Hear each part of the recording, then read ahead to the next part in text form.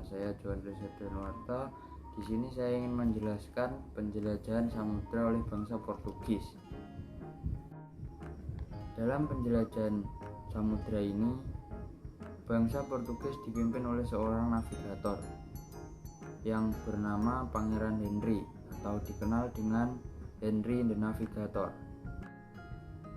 Pangeran Henry atau dikenal dengan Henry the Navigator adalah putra Raja Portugis.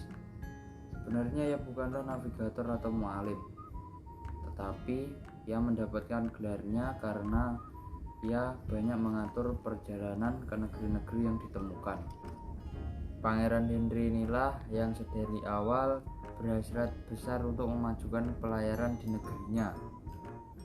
Bersama pelaut-pelaut bangsa Portugis yang kemudian dikenal memelopori penjelajahan samudra ini. Siapa saja mereka dan bagaimana rute pelayarannya? Pelaut-pelaut bangsa Portugis tersebut: 1. Bartolomeu Dias. Rute pelayarannya dimulai dari Lisabon, Portugis pada tahun 1486. Dias mencari jalan untuk menemukan dunia timur dengan bergerak ke arah selatan, menyusuri pesisir bagian barat benua Afrika. Namun, pelariannya hanya sampai di Tanjung Harapan, Afrika Selatan. Dan yang kedua adalah Vasco da Gama. Vasco da Gama berlayar dari Lisabon ke arah selatan mengitari benua Afrika hingga tiba di India. Pelayarannya diamuan pertama rute laut dari Eropa ke India dalam kurung jalur sutra yang dianggap mahal dan tidak aman. Pada tahun 1502, Vasco da Gama kembali ke India dengan membawa armada perang untuk membangun koloni Portugis. Dan yang ketiga adalah Alfonso de Albuquerque. Mengikuti rute Vasco da Gama, Alfonso tiba di India pada tahun 1503. Namun, setahun kemudian ia harus kembali ke Portugis. Pada tahun 1509, Albuquerque diangkat menjadi gubernur Portugis di India. Setahun setelah menduduki jabatan itu, ia berhasil menaklukkan kerajaan Goa di pantai bagian barat India. Bahkan ia juga berhasil menaklukkan kerajaan Malaka di Semenanjung Malaya pada tahun 1511. Setelah Alfonso berhasil menguasai Malaka pada tahun 1511, maka diutuslah Francisco Serrao untuk pergi ke Maluku pada tahun 1512. Hal inilah yang menjadikan bangsa Portugis pertama kali datang di Nusantara. Kekuasaan Portugis di Indonesia.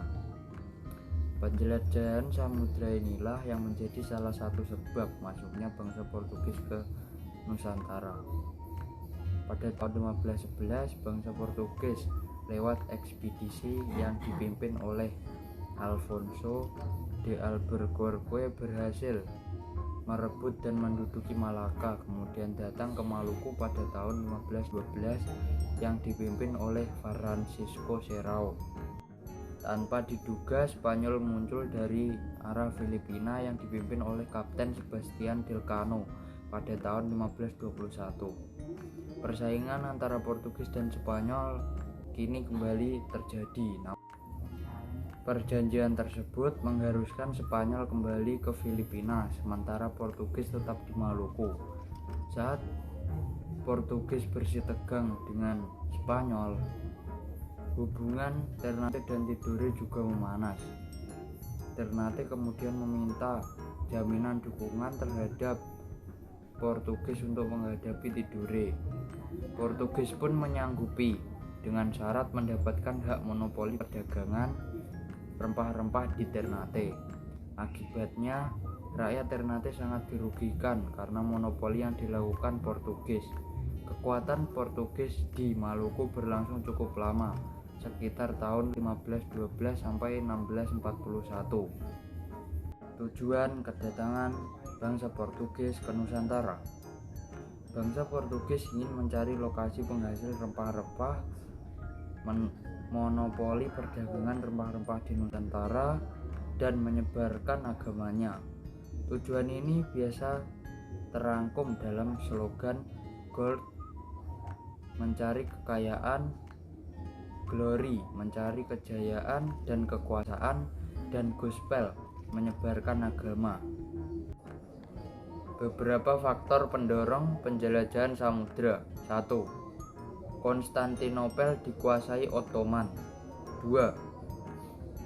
Perkembangan teknologi pelayaran (pelukisan peta), rasi salib selatan. 3. Semangat 3G, Gold, Glory, Gospel. Sekian video dari saya. Wassalamualaikum warahmatullahi wabarakatuh.